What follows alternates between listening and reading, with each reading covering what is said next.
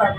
এই যে দেখেন সুতাগুলো ভেতরে কিন্তু কোনো রকমের হচ্ছে সাদা সুতা নেই, তার মানে বুঝতে পারছেন এটা একদম অরিজিনাল সুতা। ঠিক আছে, অরিজিনাল সুতা হওয়ার কারণে কিন্তু আপনার সাদা ড্রেস হোক বা আপনি 6 মাস যদি এটাকে হচ্ছে কি পানিতে ডুবিয়েও রাখেন তারপরে কিন্তু একটু রং বের হবে না।